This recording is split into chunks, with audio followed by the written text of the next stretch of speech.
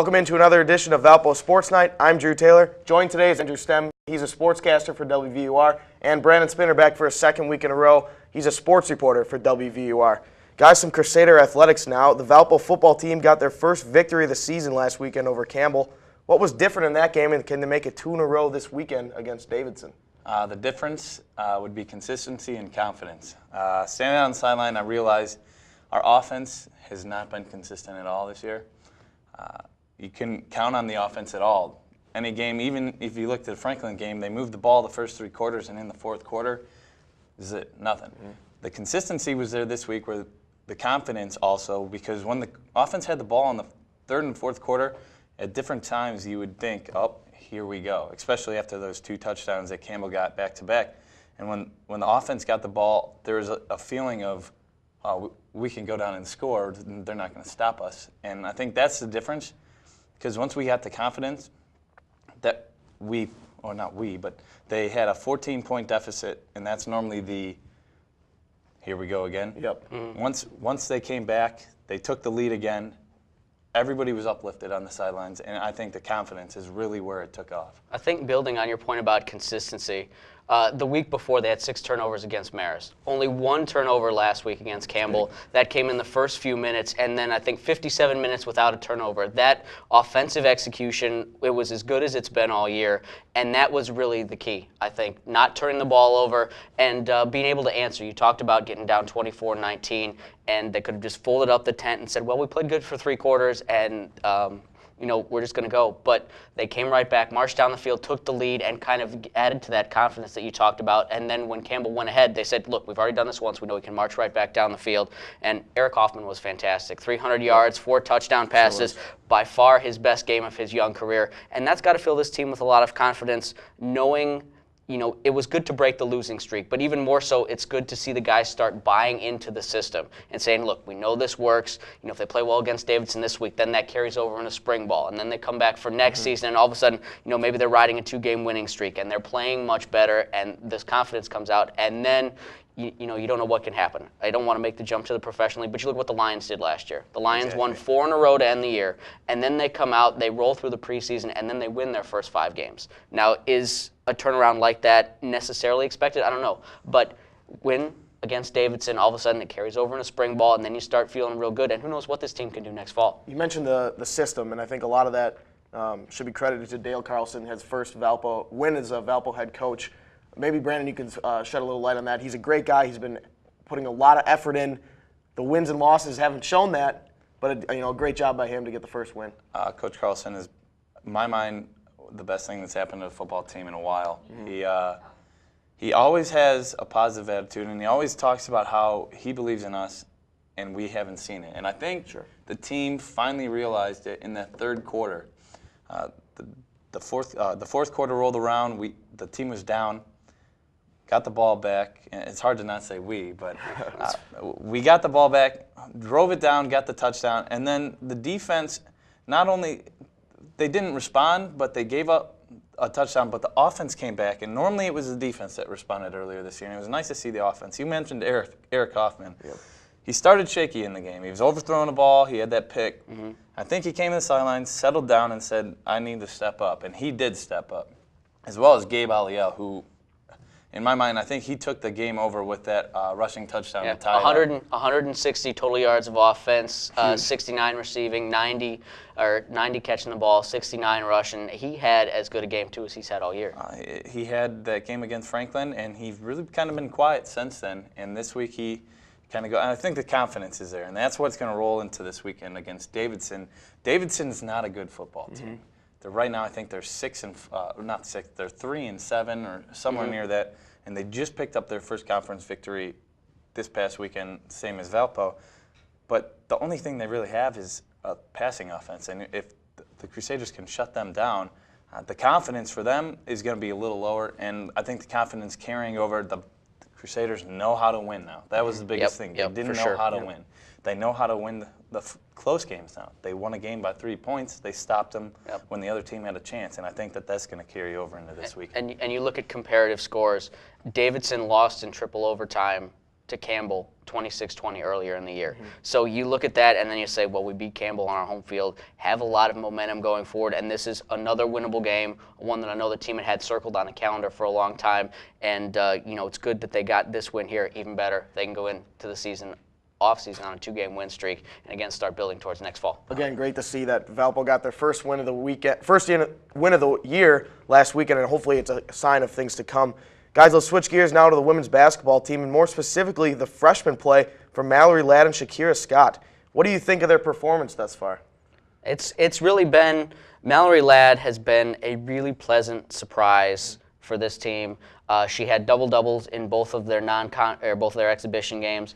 She scored 14 points against SIU Edwardsville in the season opening loss last week. Hit a really big three-pointer to send that game into overtime. The Crusaders had been down 9 for most of that second half. They rallied in the end. They couldn't get over the hump in overtime, but she has played real well, getting a lot of minutes for a freshman, and she's been really good to have in the front court. Shakira Scott, even more important. She had a team-high 18 points in that season opening game. But due to injuries, Betsy Adams has been hurt. She's limited coming back from injury. Jessica Carr has yet to play. So there's a lot. The depth in the backcourt is very, very thin. So it is really important for Scott to come in and be able to come in and slide in that 2-guard spot and give the Crusaders 25, 30 minutes and be able to give them that scoring from that 2-guard slot. And if she can continue to play well and if Ladd can continue to be a force down low, this is a team that's going to be rapidly improved from what happened last year. Just with the football team, I think confidence is finally back with the girls basketball team. I know the last couple of years they haven't been the best, but I think they have good young players. They're confident that they can score. Mallory Ladd to take that last shot and tie as a freshman, as a freshman, that does show a lot of confidence. And I think the team's going to be just like you said. They're going to take off this year. They're going to improve, and I think you're right with those 2 players. They need to step up, especially. What's there, like 5 or 6 girls that weren't even allowed to play in the preseason? A lot of injuries early on. A lot of injuries and a couple of girls sitting out due to transfer rules. I think they had 8 girls dressed for that first exhibition game. So the rest of this non-conference season is going to be really big for them. For the freshmen and the new players to get used to their roles and just kind of get ready for Division I college basketball and get ready to the point where they're hitting on full cylinders once they hit Horizon League play. Especially Mallory Ladd, she's been very impressive to me. Not only to make the adjustment from the preseason to regular season, she put up great numbers in the preseason. Granted, the competition was not what they're going to see during the regular season, but she made that adjustment into the first game. Showed a lot of confidence by taking that last shot, and I think her versatility. I mean, she can play inside, but she also can step back and hit that 3. And one other thing to mention is Coach Freeman. Definitely on the hot seat. He needs to put up a good season this year, I think, to maintain his job. I saw some good signs in that first game, and hopefully, once Horizon League schedule hits, they can at least be respectable. Yeah, and I know there were some people who were a little bit concerned about going down and losing to Edwardsville. They're in a transition period. This is their last year. They're jumping up from Division II to Division I. But they've had this year kind of circled on their calendar for a long time. They'll be ready next year. Full play in the Ohio Valley Conference. They'll be fully eligible for the NCAA tournament, but they have a lot of upper-class players who were kind of gearing towards this is going to be our last year. We're going to play a full D1 schedule. This is where we're going to start to hit things, and they're a really solid club. And to take them to overtime on the road in the season opener, especially when you've had injuries and you're playing so many freshmen, I think that definitely portends good things coming for the Crusaders this year. Without last year's MVP, Betsy Adams, I mean, she was the key to last year. Despite the poor year overall, Betsy Adams is the one that stuck out. But guys, now switching to their counterparts, the men's basketball team. They'll play 3 games this weekend in the 2K Sports Classic benefiting Coaches versus Cancer, and then they'll hit the road and go to Ohio State. How do you think their chances will be not only this weekend but also against the Buckeyes? This weekend, it's all going to start on Friday against Akron. If they can beat a good Akron team, get some confidence going into the rest of the weekend, 3 games in 3 days is going to be a lot. But once again, that we've seen, confidence is going to be the big key, I think, because when you get confidence, you get on a roll, and you can take that momentum and keep going and going and going. As for Ohio State, that's a good basketball team. It's going to be tough. Ohio State's more not improved. They're a better team than the Arizona team that earlier in the season the team lost to, and it's going to be tough, but it's going to be a good game to gain some. Can't think of the word. So momentum. Not even momentum, but experience. Sure. Gain experience against a top-tier team. Yep. Kind of pan out where you're at, where you need to improve, because Ohio State's going to find those areas. Sure. Well, you look at what they did against Arizona, too, against another top 25 team. Maybe Arizona not worth that 16th ranking that we saw coming in preseason, but Valpo, if they hit a few of their threes that they missed in the second half and they don't let Arizona just come out firing in that second half, I mean, Valpo played with them most of that game, didn't hit the threes that usually a team like Valpo live and dies by the three ball. They make a couple of those threes, who knows? I mean, now they go to Ohio State, you hit a couple of those threes, Brokoff gets hot, for example. I mean, it can be close. Ohio State, in their minds right now, they're probably looking completely past the Crusaders. No doubt about that. And here's I think the big key for Valpo going on the road. They will have played 3 games in 3 days, but then they get 4 days off. Yep. They're going out to Columbus on a Friday night, the Friday after Thanksgiving, the day before Ohio State plays Michigan in football. So I think it's safe to assume that most of the Ohio State rooting interest will be elsewhere. Sure. In spite of the fact their football team currently 6-4, Yep. and the basketball team's number 3 in the country, football's still king in Ohio. Yep.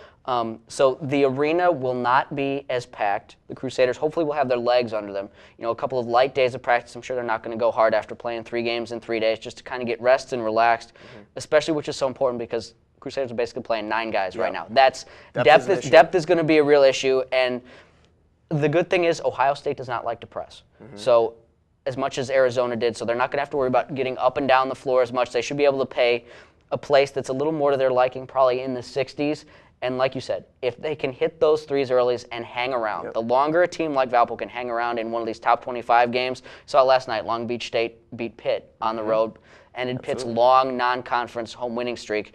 And they led for most of the game. They came out early, took advantage, and the longer you let a team like that stick around and build confidence, the more difficult it is to put away. And the defensive schemes have been impressive to me early on for Valpo. They've been locking down defensively, especially down low. I love the play from Van Vyk early on. He's that post player, interior, not only offensively, but defensively, can bang with anybody down in the low post. And I'm very interested to see how they'll fare against not only, again, this weekend, but Ohio State. Yeah, Friday's going to be a really big game against Akron. Akron comes in, and I know you don't put stock in the RPI ranking 2 weeks into the season, but Akron comes in as the #1 team out of the most recent RPI. They have a really good road win at Mississippi State.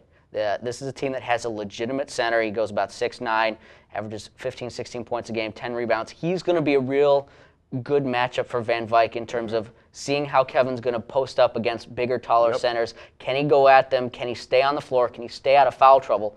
And if he can go through and do that, I think there will be a good student crowd there tomorrow. They're encouraging people to stick around for one more day. Thanksgiving break starts tomorrow, but they're encouraging people to stick around and go home on Saturday.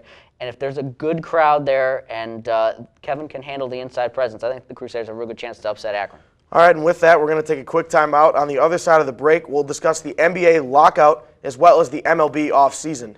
You're watching Valpo Sports Night. Stay tuned.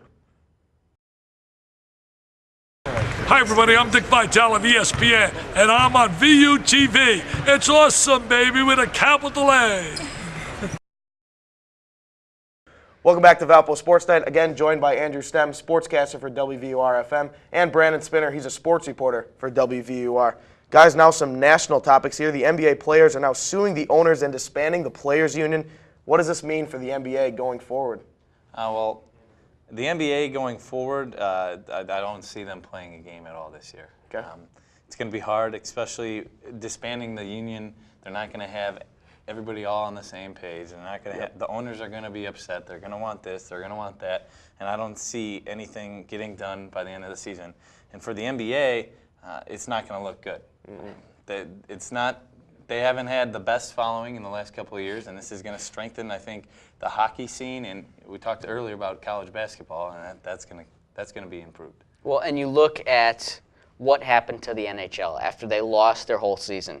They lost a lot of the casual fans who would just tune in and watch hockey. The hockey diehards stuck around, and they continue to watch. And slowly, people who had gotten away from hockey are starting to come back. But you hear a lot of people say they don't really care about the NBA until after the Super Bowl. So you're not seeing the same sort of outcry that there was earlier this summer when it looked like the NFL wasn't going to play. I mean, there was the top story on SportsCenter every day. Are they going to get a deal? People want to know, when is the NFL going to go back to work? You're not hearing that from anybody except the most diehard NBA fans. And I think that's got to be really concerning to both the players and the owners because their product is gone and nobody seems to care. Right. And you talked about the lack of there not being a season. I think that's a very real possibility because David Stern's on record as saying this was the best offer you're going to get, and then they back down, and now it's only going to get worse. And are the players going to give? Or will they accept a worse deal? Or will they just be willing to take this year off and try and get everything renegotiated? Over the summer, it does not look good right now if you're an NBA fan. If you think about what's going to happen in the NBA, some of these guys are going to want to go overseas because they're not getting paid, and they have a chance to make money overseas and play the game they love. Well, if they do go overseas and they end up getting hurt, they could, number one, ruin their career. Number two, if they do get a minor injury, the owners are not going to be too happy. And I don't think the NBA is going to be anywhere in the conversation for the next couple of weeks. And I think that it's going to be, like you said, the NHL suffered for a good couple of years after their lockout, and that's what the NBA kind of looks like. And then you look, sorry to cut you go ahead, off, go ahead. and then you look at the residual effects of how it's going to, who will benefit from this? We talked about college basketball in terms of getting more exposure and being more on TV, but even think about if they don't play this year. And then if they do get a deal, and then they go to the draft, now you've got 2 classes worth of draft prospects essentially coming in.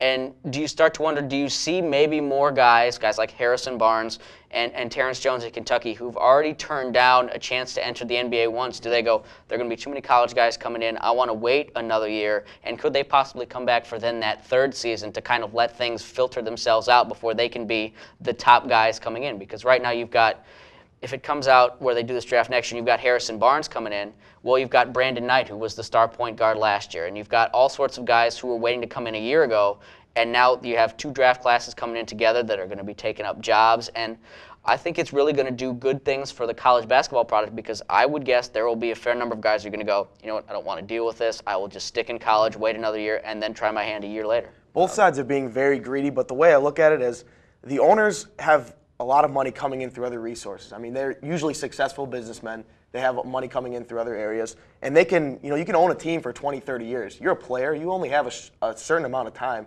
where you can perform at that high level and make a paycheck. So that their time is dwindling, whereas the owners can sit back and say, listen, I'm making money. I'm not really losing too many paychecks here. Granted, my product is not being shown on a regular basis, but I'm still getting paid. Some of these players with their lifestyles, how can they keep up losing paychecks after paychecks? Just now we've seen them lose their first paycheck. I don't see, unless they go overseas and make some serious money, they're going to be in trouble. And you know what the worst thing is? And we didn't hear a lot about this during the NFL because there weren't so many games going on that you missed out. But there are a lot of people, in places like Indiana, for the Pacers and Milwaukee, people who work in those arenas that are basketball-only arenas who make a living taking tickets, selling concessions, doing whatever, and all of a sudden they can't work. And it's not like players who've saved up enough money, assuming they haven't, blown it on a lot of Maseratis or whatever, or the owners who have all these other. Yeah. You have people who are making a livelihood on the NBA, and they're not getting anything, and they're the ones who seem to have been forgotten in all of this. Mm-hmm.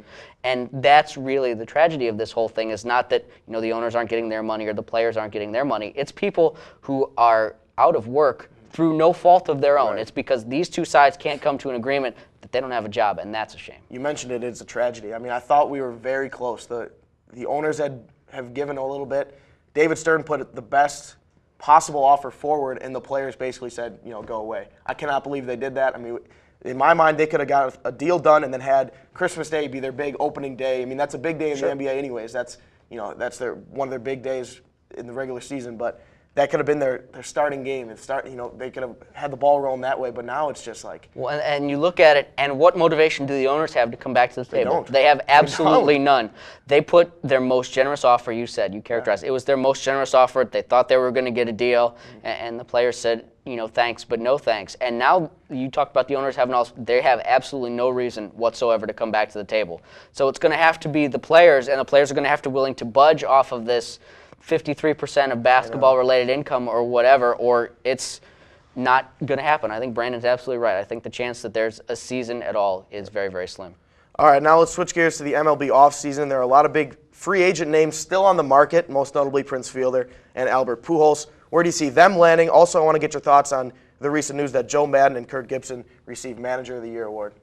Well, you talked about Pujols and Fielder. That's actually the ultimate question in baseball right now. Pujols, I don't see him leaving St. Louis. He's been there for 9 years, 10 years already. He's got the following there. If there was one player right now that you would think be loyal to his team, it would be Albert Pujols. You kind of look at it, and I read an article the other day. You kind of can compare him to LeBron James. He hasn't played anywhere else. And if he goes somewhere else, what are those Cardinal fans going to think of him? Okay. When you say Prince Fielder, I think Dale Swain signed with the Cubs today. I think that might be something that kind of pulls Fielder to the Cubs. I'm not saying necessarily that's where he'll end up, but the Cubs are looking for a big left-handed bat, which they've been looking for the past 5 years. 10 years. Forever. Anyways, let's not stop at 10 years. Let's go back a lot longer than that. But they need a left-handed bat in that lineup. What would be better than Prince Fielder at first base for the Cubs? I mean, that's the best option that they can get in that position. You talked about Pujols, and I think it's, like you said, it's just a matter of when St. Louis is willing to come up with a really good offer. He has said he wants to stay in St. Louis, but he deserves to be paid like the best player in baseball, and that's going to be $28, $30 million. I think he's looking for 10 years. The Marlins offered 9 years. And, I saw that. There was a good move just to kind of make a splash and get people talking about the Marlins, but realistically, it is going to be St. Louis for Pujols, and it really is just a matter of when do the Cardinals decide, okay, we'll give you the $10 million and maybe $27, $28 million a year, or the 10 years at $28 million, and then go from there. Fielder, I would like to think that he would consider the Cubs. At the same time, I'm not sure that is necessarily, well, you're right, the Cubs do absolutely need a left-handed hitter. I'm not sure that is the direction that they need to go right now in terms of, you figure he's going to want what, probably 8 years, 200 million, something like that? Yep. Something along those lines. And in terms of where the Cubs are, if they were one left-handed bat away from being a really good team, that would be the perfect move. Sure. Unfortunately, as a Cubs fan, the Cubs are not one left-handed bat away from being a good team. They're one left-handed bat away from being a mediocre team. So maybe if you look down the road and go, he's still going to be producing at 31 the way he is at 27, then maybe the Cubs make that offer. He's a California guy. The team that people have stopped talking about is the Angels, and I don't really know why they've kind of cooled on the Angels. Everybody kind of thought that was where he was going to end up. It would not surprise me at all if he ends up in Southern California, somewhere maybe with the Dodgers. The Dodgers, once they get this sale going of this franchise finally, and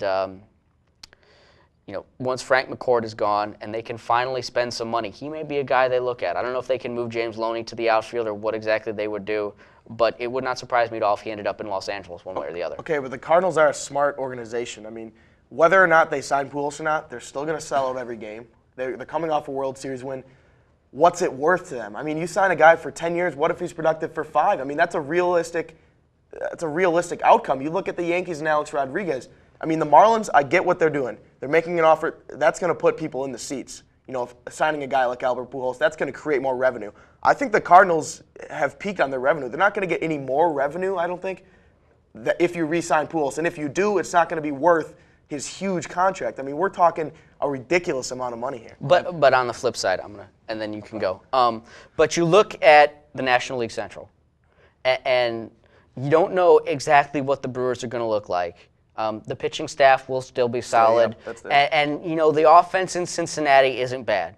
But you look at it and go, can we win the NL Central every year if we re-sign Albert Pujols? And then if you think that you can, you talked about that income, but maybe the residual effects of playoff tickets, playoff appearances, all these other things, maybe that evens its way back out. Maybe they can get away. They would be smart, I think, if they offered 5 years. I don't know. He wants 10. If they say, we'll give you, 5 years at $30 million. And then we can perhaps renegotiate after that. I think that would be perfect for them and for him. He gets paid like the best player in the game, and they don't have, because you said you'd have no idea what he's going to look like as a player 10 years from now. You look at Derek Jeter or someone like that who, as time goes on, unfortunately, age is just a mitigating factor in performance. So 5 years maybe, but I think ultimately he is going to end up in St. Louis.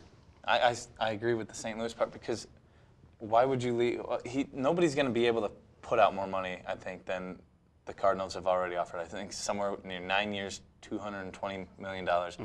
Unless it's like somewhere astronomical he's not going to go somewhere else. I think he wants to be a Cardinal. He's already said that. Sure. And I don't see any other team that's going to spit out $10 million or 10 years, $300 million, $275 million. I don't see that. So that's why I say Pujols will probably end up with the Cardinals. Right. I kind of see where Fielder could go to the West Coast. I've even heard Seattle could be a good spot. I had heard that too. That's a good one.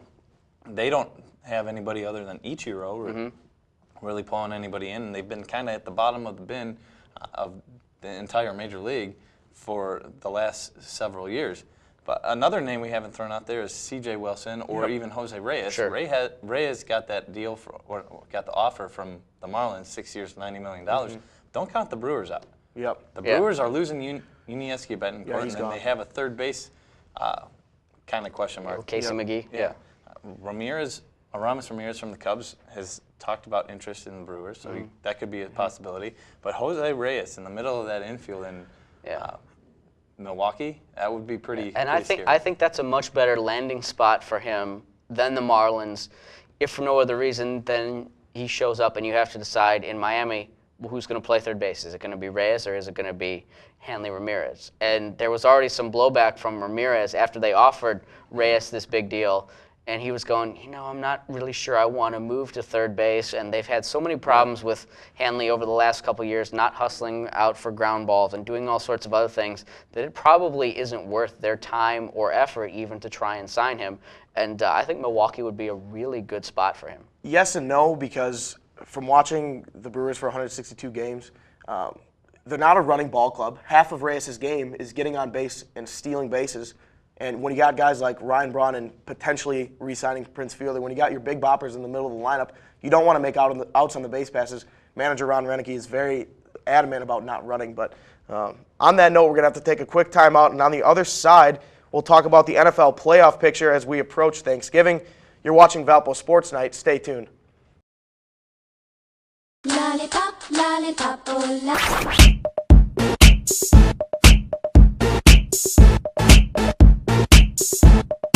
We say what we want Thursday nights at 7 p.m. only on VUTV. Welcome back into Valpo SportsNite. Andrew and Brandon for our final topic of discussion. Guys, the Bears are playing much better of late.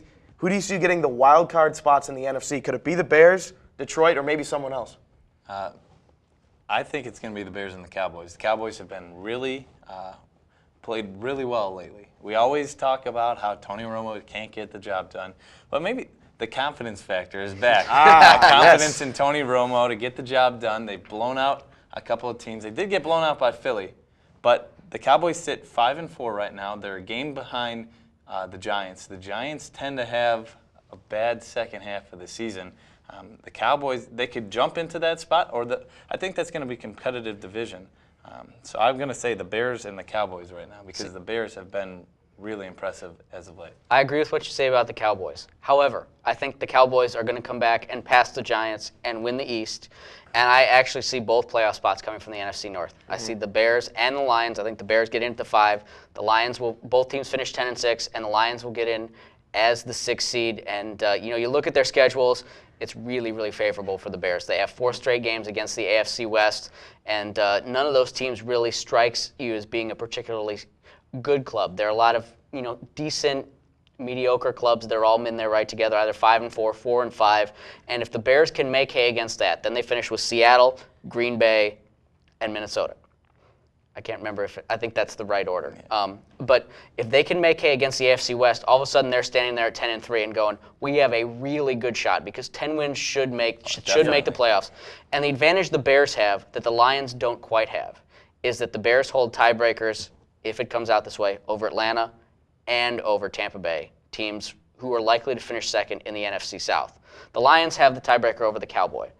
And if there are 4 or 5 teams, the tiebreakers are so convoluted I can't even begin to describe them. But right now, I like the Bears. I'm from Michigan, so I pull for the Lions, and I do see them getting things turned around. The advantage the Lions have right now is they still have 2 games against the Packers.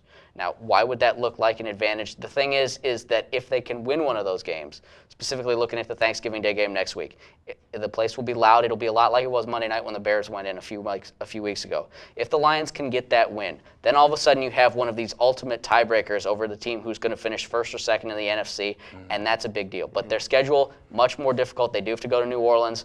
They have 2 games against the AFC West. But ultimately, I'd like both teams to make the playoffs. We're running out of time, so on that note, we're going to have to leave you guys. I want to thank Andrew Stem, sportscaster for WVUR, Brandon Spinner, sports reporter for WVUR. I'm Drew Taylor. I want to thank you for watching. We'll see you next time on Valpo Sports Night.